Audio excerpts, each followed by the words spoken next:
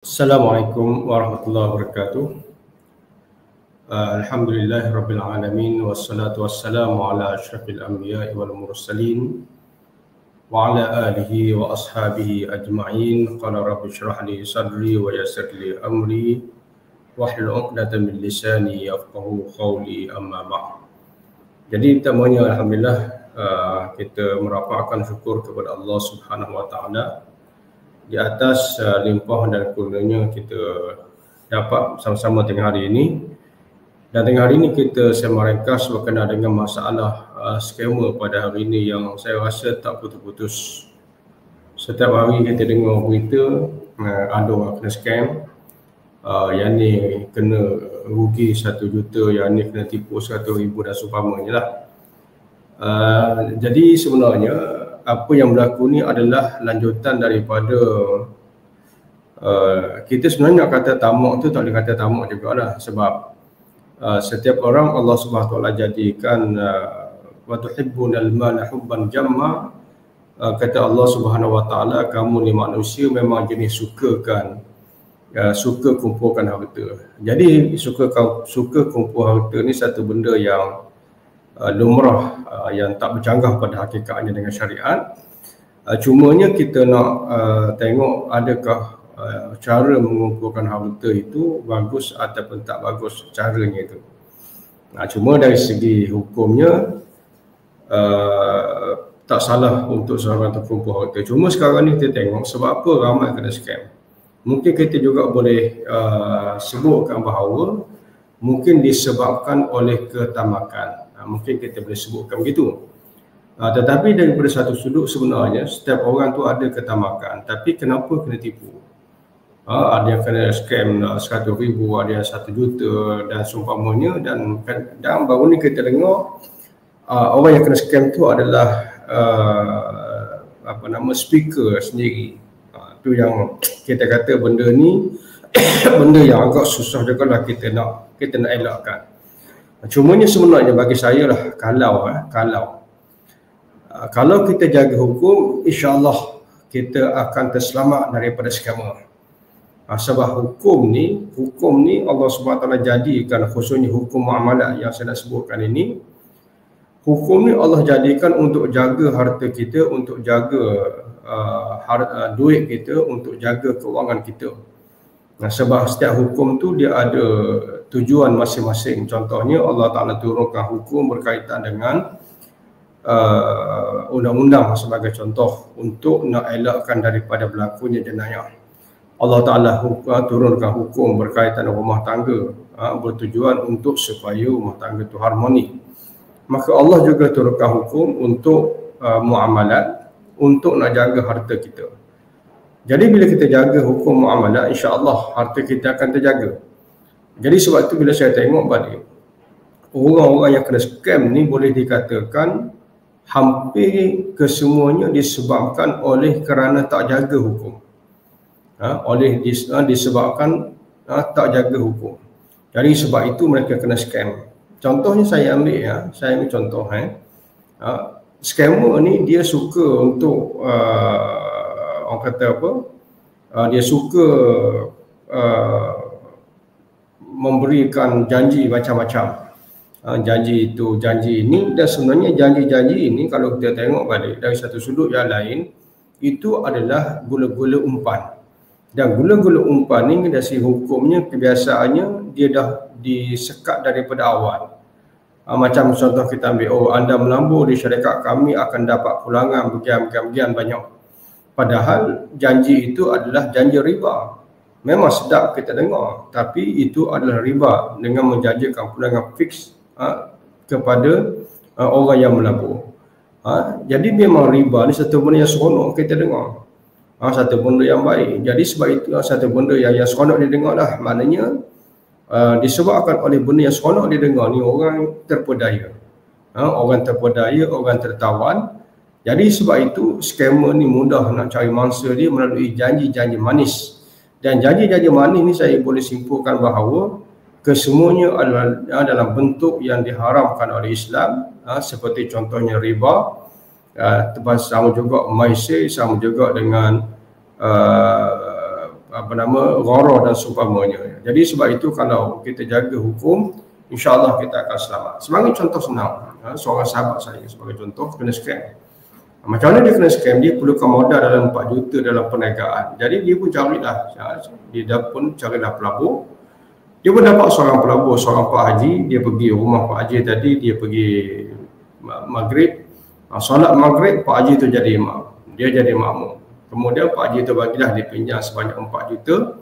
Dia bagi sebanyak 4 juta dengan janji bayar 4 juta. Pinjam 4 juta, janji bayar 4 juta. So orang kata bukan riba lah. Baik. Jadi tapi dengan syarat, selama di mana dia pinjam, dia buat agreement, maka syarikat dia boleh digunakan oleh Pak Haji tadi. Boleh digunakan oleh Pak Haji tadi. Jadi pun dia bagilah. Dia bagi pinjaman. Tapi dia tak bagi seketul 4 juta, dia bagi 1 juta dulu. Kemudian akhirnya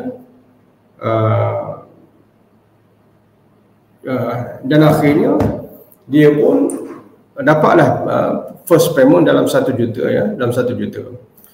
Jadi selepas dia dapat 1 juta tu, dengan agreementnya memang pinjam 1 juta, bayar 1 juta, tapi sepanjang tempoh dia tak mampu bayar, maka dia membenarkan Pak Haji tadi menggunakan syarikatnya untuk apa-apa tujuan lah, untuk apa-apa tujuan. Jadi dia pun akhirnya terima pelbagai panggilan menyatakan macam mana ni saya melabur jam. Reka ceritanya rupanya Pak Haji tadi tu adalah scammer. Jadi sepanjang dia gunakan sepanjang dia pinjam dan tak bayar, Pak Haji tadi menggunakan syarikatnya, nama syarikatnya untuk mendapatkan pelaburan, untuk mendapatkan bayaran daripada orang ramai. Jadi dia pun offer lah melabur di situ, melabur ke sini, payment ini menggunakan syarikat. Syarikat tu syarikat besar, bukan syarikat kecil, saya tak sebut nama lah. Jadi sepanjang tempoh tu menyebabkan bila dia scam orang, maka orang cari syarikat dia. Menyebabkan dia bertalu kena cari, dan Pak Haji tadi dah tipu orang ramai dengan saya. Dia difahamkan berjuta ditipu, tapi syarikat dan sahabat saya ni yang kena tanggung. Jadi sebenarnya daripada awal kalau dia faham, dia tak terima investment tadi, sebab investment itu, kontrak itu mengandungi riba. Cuma riba ni ada banyak jenis. Dalam riba tadi dia panggil riba manfaat, yang mana tempoh pinjaman ataupun memberikan pinjaman dengan syarat dia boleh menggunakan syarikat tadi untuk apa-apa tujuan, itu adalah riba sebenarnya. Tapi disebabkan dia tak faham riba, dia tak tahu benda tu haram, so dia ingatkan riba ni pinjam 1 juta, bayar 1.2 juta. Padahal riba tu bukan 1 juta pinjam, bayar 1.2 juta sahaja. Di sana ada banyak jenis riba yang Islam tak benarkan. Jadi itu adalah salah satu bentuk riba sebenarnya. Tapi disebabkan kita ni tidak banyak dieducate dengan hukum hakam muamalat, menyebabkan akhirnya dia tak tahu itu haram, kemudian akhirnya dia terjebak dengan scam tadi. Kemudian akhirnya Pak Haji itu mungkin frontliner je lah. Lepas tu mari acong ini, tuntut hutang itu, tuntut hutang ini, sampai tahap dia hampir muflis disebabkan oleh masalah tadi. Mereka ceritanya dia bukan Pak Haji sebenarnya, sebab kopiah ni siapa-siapa boleh pakai. Baca Fatihah kadang-kadang tak betul pun. Bagi orang yang mungkin tak ada pendidikan agama, dia bagi dia dah betul lah. Maka menyebabkan dia kena scam, dia kena tipu, maka akhirnya dia terlingkup disebabkan kes tadi. Itu contoh senang saya ambil macam mana scammer tipu orang. Dan kalau kita jaga hukum, insya-Allah kita akan selamat daripada scammer-scammer yang seperti ini. Jadi insya-Allah dalam bijak Muslim ni, insya-Allah kita akan adakan kursus dari masa ke semasa untuk fahamkan masyarakat berkenaan dengan mana halal, mana haram dalam bab muamalat. Sebenarnya nak faham halal haram ni bukan satu benda yang payah. Cuma dia perlukan kepada satu strategi pembelajaran, dan insya-Allah kita akan cuba share dari masa ke semasa berkaitan dengan perkara ini. Cuma mungkin follower saya dalam dalam saya punya akaun Facebook page Zahra Muhammad, mungkin boleh tolong like dan follow saya punya FB page yang bertajuk Bijak Muslim, dan juga boleh follow saya punya TikTok yang saya baru create yang di bawah nama Bijak Muslim, yang insya-Allah kita akan cuba berkongsi dari masa ke semasa berkaitan dengan perkara ini. Cuma kalau sahabat-sahabat follower saya di FB page Zahrudin Muhammad ataupun FB Bijak Muslim ataupun dalam YouTube UZM Education, kalau ada soalan boleh kita tanya soalan, sebab kita sambil-sambil kita sembang pada tengah hari ini. Dipersilakan kalau ada siapa-siapa yang ada persoalan atau seumpamanya. Cuma saya boleh katakan yang kita dengar berita tu satulah, tapi yang kita yang kenalan kita yang kita kenal dari masa ke semasa pun saya rasa banyak yang kena scam, dan kawan-kawan saya sendiri pun setahun 3-4 orang tu boleh dikatakan banyak yang kena, dan 3-4 orang setahun tu saya rasa tak kurang lah kawan-kawan saya yang saya kenal yang kena scam, yang hampir kena scam, yang dah kena scam. Jadi macam saya katakan tadi, kalau kita jaga hukum, insya-Allah kita akan selamat. Ada sahabat saya juga yang sama, dia kena scam sampai 400,000 lebih. Macam mana cara dia kena scam? Cara dia kena scam, dihubungi oleh orang yang tak dikenali untuk tawarkan pelaburan. Jadi dia melabur dengan kadar RM1,000, dibagi interest 50%. Bulan depan dapat RM1,500. Dia melabur RM5,000 dapat RM7,500, maknanya modal plus dengan plus untung 50%. Jadi daripada pelaburan 500 naik 1,000, naik 5,000, naik 10,000, naik 20,000 dan seumpamanya, sampai tahap akhirnya dia melabur sebanyak 400,000 lebih. 400,000 lebih dan akhirnya gone. Itu pun sebenarnya mudah ceritanya memang haram, sebab dia mengandungi riba al-fadl dan juga riba an-nasi'ah. Jadi sebab itu kalau dia tahu tentang riba-riba tadi dan dijaga muamalatnya daripada terlibat dengan riba yang seperti itu, sebenarnya dia tak akan sakut sebenarnya. Tetapi disebabkan oleh mungkin sebab dia tak tahu riba itu sendiri, menyebabkan akhirnya dia kena scam. Okey, ini ada soalan daripada Muhammad Ismi Islamia. Bank tak boleh block akaun bila ada transaksi mencurigakan. Dia sebenarnya bank ni dia tak block semudah tu. Bank ni sebenarnya dia ada kadar dia lah. Kalau orang tu register akaun sebagai peniaga yang biasanya kemasukan katakan 10,000, kalau masuk 1 juta dia akan block dulu. Itu bank punya sistem dia automatik.